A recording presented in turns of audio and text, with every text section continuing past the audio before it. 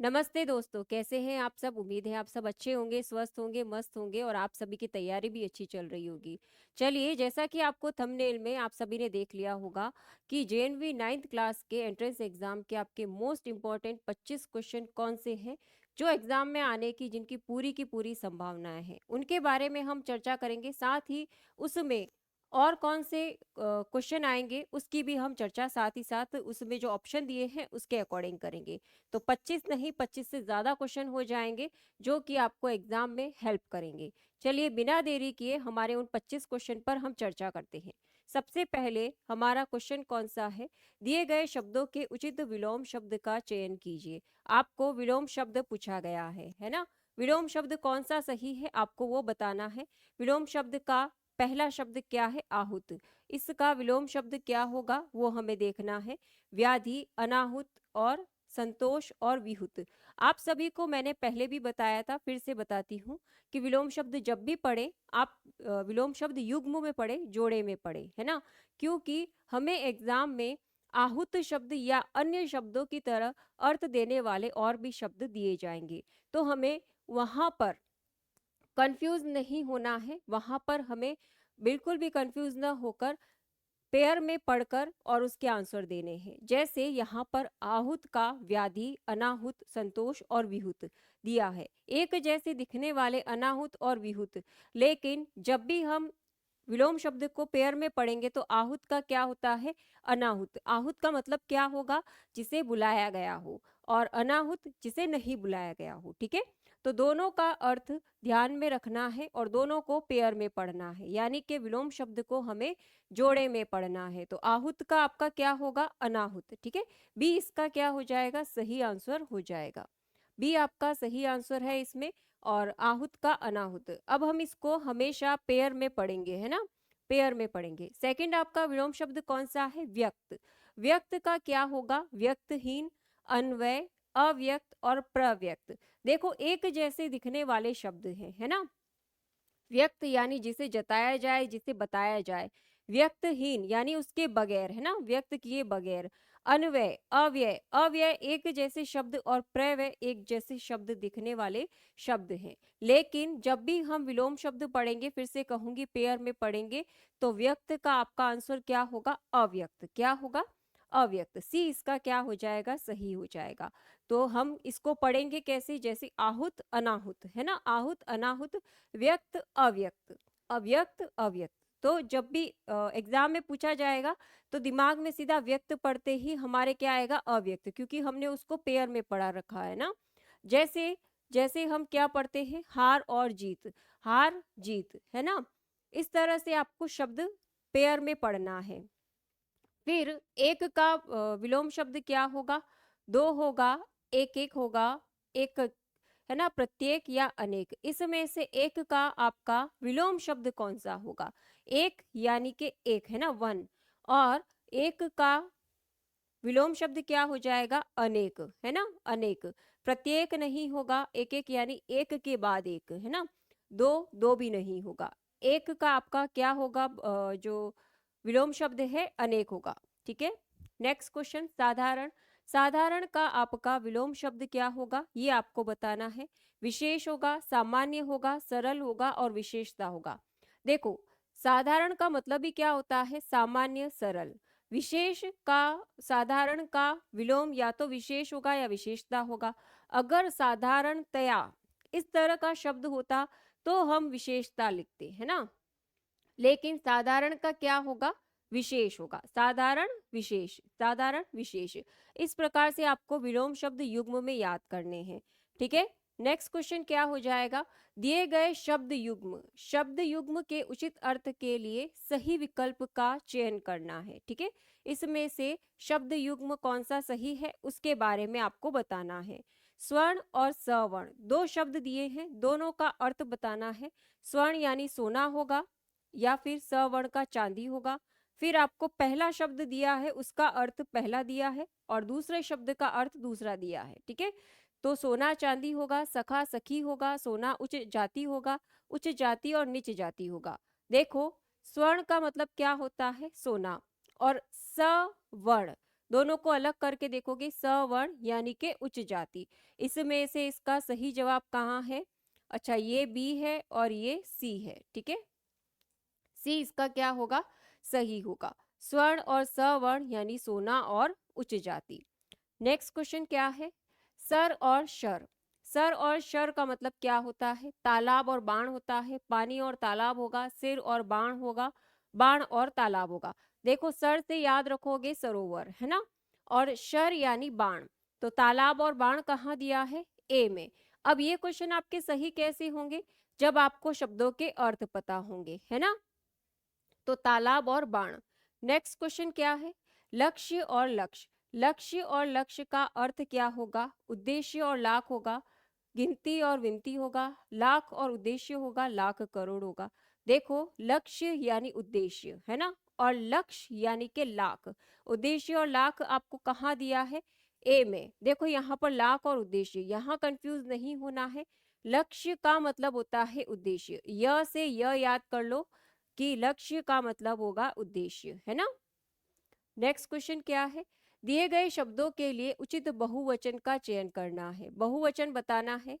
चिड़िया, चिड़िया का बहुवचन क्या होगा? चिड़ियाएं, चिड़ियाएं, चिड़ी या चिड़िया। अब देखो, इस तरह के बहुवचन जब भी आए, आपको ध्यान रखना है कि चिड़िया का बहुवचन चिड़िया, चिड़िया होगा, या इसमें चंद्र बिंदु का प्रोनाउंसिएशन यानी उच्चारण होगा, है ना, चिड़िया।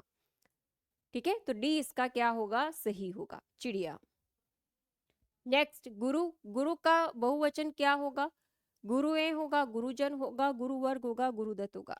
सॉरी, गुरु शब्द में गुरुजन होगा, है ना, गुरुवर्ग नहीं होगा, गुरुदत्त नहीं होगा।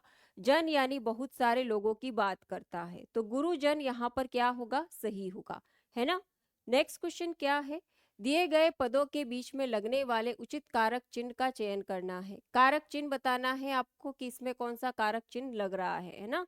राजपुत्र शब्द क्या है? राजपुत्र। राजपुत्र के लिए राजा के पुत्र, राजा को पुत्र, राजा का पुत्र, कौन सा सही होगा? आपको इन दोनों शब्दों के बीच में ये कारक चिन्ह प्रयोग करके देखने हैं। राजा के लिए पुत्र, राजा के पुत्र, राजा को पुत्र, राजा का पुत्र, कौन सा सही होगा? डी होगा, राजा का पुत्र, है ना, राजपुत्र का। नेक्स्ट क्वेश्चन क्या है? कर्ज मुक्त। कर्ज का मुक्त, कर्ज के लिए मुक्त, कर्ज से मुक्त या कर्ज में मुक्त। देखो, कर्ज से मुक्ति होती है, कर्ज से मुक्ति होती है, तो सी इसका आंसर हो जाएगा। इस तरह कारक चिन्ह के जब भी आपको क्वेश्चन दिए जाए, आपको क्या करना है? उन दो शब्दों के बीच में कारक चिन्ह का प्रयोग करके उसको सही करना है, ठीक है, जहां आपको सही लगे वो सही करना है। अब दिए गए वाक्य में रेखांकित अंशों के उचित पद परिचय, पद परिचय आपके सिलेबस में दिया है, उसमें से कौन सा आपका पद परिचय का आंसर सही है? वह व्यक्ति अंदर नहीं आना चाहता। अब यहाँ पर वह शब्द के बारे में आपको डिटेल में बताना है कि वह शब्द यहाँ पर क्या है। वह शब्द देखो, वह आपका संकेतवाचक विशेषण की बात कर रहा है, संकेतवाचक या फिर सार्वनामिक विशेषण। देखो, दोनों शब्द आ सकते हैं, है ना। कौन सा? संकेतवाचक या फिर सार्वनामिक, दोनों नाम आ सकते हैं। दोनों नामों को ही आपको ध्यान में रखना है।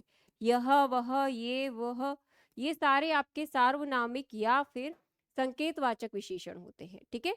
तो संख्यावाचक विशेषण तो अपने आप ही लिखा हुआ ऑप्शन आपका हट गया पहला।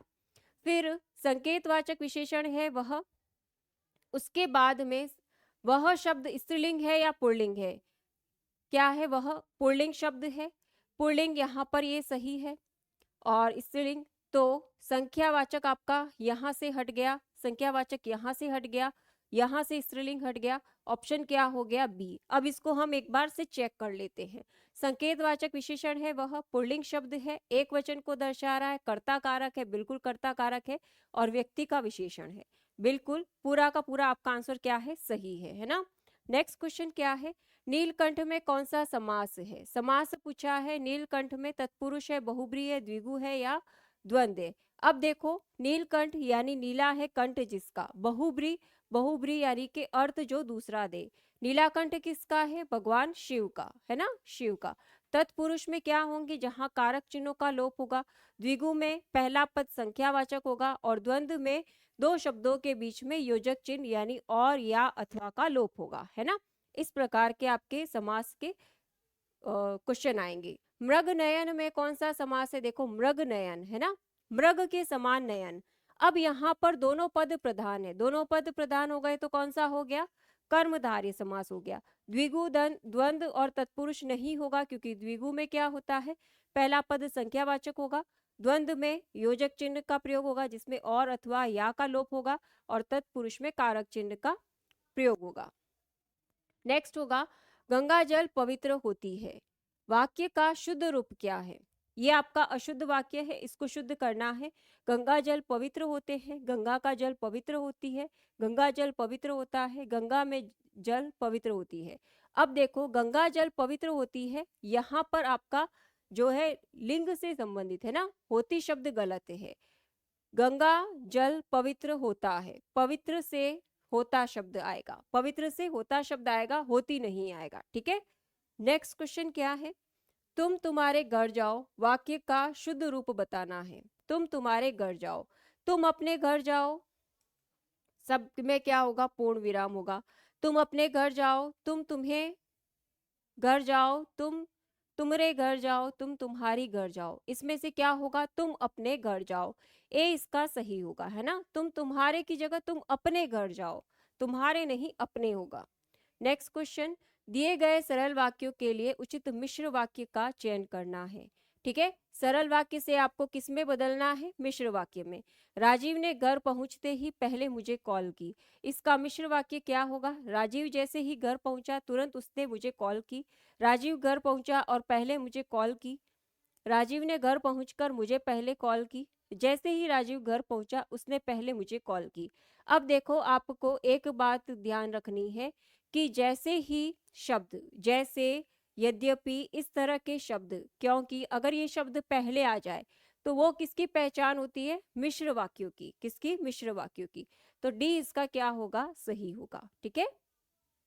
नेक्स्ट क्वेश्चन क्या है कि सरल वाक्यों के लिए उचित संयुक्त वाक्य। सरल वाक्य से अब आपको किस में बदलना है, संयुक्त वाक्य में, है ना।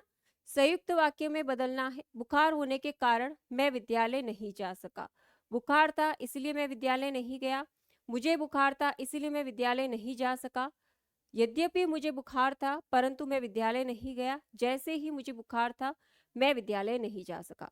यद्यपि और जैसे आपके किस प्रकार के हैं, मिश्र वाक्य हैं। बुखार था इसीलिए मैं विद्यालय नहीं गया, आपका सेंटेंस क्या है, बुखार होने के कारण मैं विद्यालय नहीं जा सका, मुझे बुखार था इसीलिए मैं विद्यालय नहीं जा सका। इसीलिए शब्द आया है जो कि वाक्य को क्या करता है, जोड़ता है, संयुक्त करता है। बी इसका क्या हो जाएगा, सही हो जाएगा, ठीक है।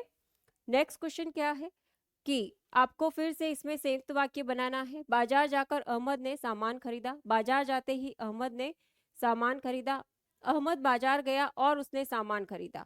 जब अहमद बाजार गया तब उसने सामान खरीदा, क्योंकि अहमद बाजार गया इसलिए उसने सामान खरीदा। अब यहाँ पर आपको संयुक्त वाक्य बनाना है। संयुक्त वाक्य इसलिए और, अथवा, इन, परंतु, किंतु इन शब्दों से जुड़ेगा। और शब्द यहाँ पर कौन सा आया है, बी में आया है, इसीलिए क्या होगा, बी इसका सही होगा। क्योंकि यहाँ आकर ये वाक्य क्या है, गलत हो गया, क्योंकि ये मिश्र वाक्य का प्रयोग हो गया, है ना। नेक्स्ट क्या है, मिश्र वाक्य के लिए उचित सरल वाक्य। अब मिश्र वाक्य से आपको क्या बनाना है, सरल वाक्य बनाना है। वो कैसे बनाओगे, जैसे ही वह मेरे पास आया मैंने उसे पकड़ लिया। किसके बारे में, चोर के बारे में बात हो रही है।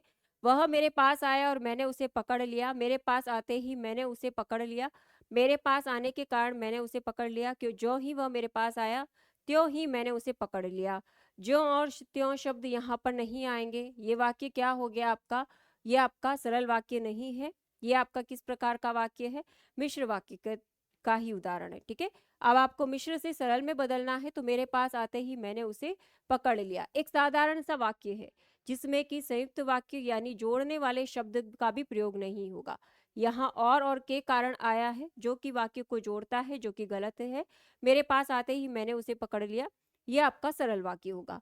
यदि तुम चाहो तो यह हो सकता है ना। तुमने चाहा, ये मिश्र वाक्य है, ये मिश्र वाक्य है, यदि पहले आया है ना। तुमने चाहा तो यह हो सकता है, तुम्हारे चाहने से यह हो सकता है, जैसे ही तुम चाहो तो यह हो सकता है तुम्हारे चाहने के कारण ये हो सकता है, के कारण अपने आप ही आपका क्या हो गया, रॉन्ग हो गया। जैसे शब्द आते ही ये क्या हो गया, रॉन्ग हो गया। तुमने चाहा तो यह हो सकता है, तो आपका यहाँ पर रॉन्ग हो गया। तुम्हारे चाहने से यह हो सकता है, एक साधारण सरल सा वाक्य बी से होगा। ठीक है, इस प्रकार के आपके वाक्यों का प्रयोग आए तो आपको उसको सही करना है। इधर कुआं उधर खाई लोकोक्ति है ना, लोकोक्ति। उसका सही अर्थ क्या है, दोनों और संकट का होना, परिश्रम अधिक लाभ कम, देखने में सज्जन हृदय से कपटी, स्वयं ही मुसीबत खड़ी करना।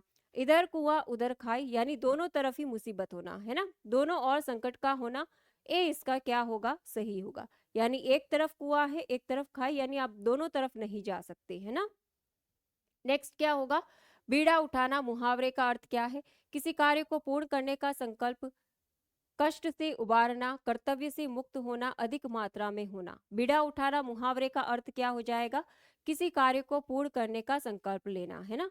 जैसे आप सभी ने क्या बीड़ा उठाया है कि जेएनवी में हमें 9th क्लास के एंट्रेंस एग्जाम को अच्छे से क्लियर करना है, किसी कार्य को पूर्ण करने का आपका संकल्प है ना, बीड़ा उठाना। नेक्स्ट क्वेश्चन क्या है, चक्र धारण करने वाला होता है, चक्रेश, चक्रेशु, चक्रधर या चक्रक, कौन सा होगा, चक्र धारण करने वाला चक्रधर है ना, चक्र धारण, धर यानी धारण करने वाला। तो सी, सी इसका क्या हो जाएगा, सही हो जाएगा, सी इसका सही होगा। ठीक है, नेक्स्ट क्वेश्चन, जिनके चार चार पैर होते हैं उन्हें क्या कहते हैं, चतुष्पद, चौपाए, चतुर्दशी या चौरा। चतुर्दशी यानी चार तरफ देखने वाला, चौपाया यानी कि चौ पाए, जिसके चौ पाए होंगे। चतुष्पद, पद की बात है, पैरों की बात है, तो चतुष्पद यहाँ पर क्या हो जाएगा, ए इसका सही होगा, ए क्या होगा, सही होगा। ठीक है, इस प्रकार आपके 25 क्वेश्चन पूरे होते हैं और उम्मीद है ये 25 क्वेश्चन की आपको बहुत अच्छे से समझ में आए होंगे। और बिना देरी किए इन सारे प्रश्नों को अच्छे से हल करना, ताकि आपको साथ ही साथ ताकि आपको जितने भी क्वेश्चन हैं वो अच्छे से आपके एग्जाम में हो पाए। उम्मीद है आज की क्लास आपको पसंद आई होगी। इसी तरह SDJNV से बने रहने और अपना स्नेह बनाए रखने के लिए आप सभी का धन्यवाद।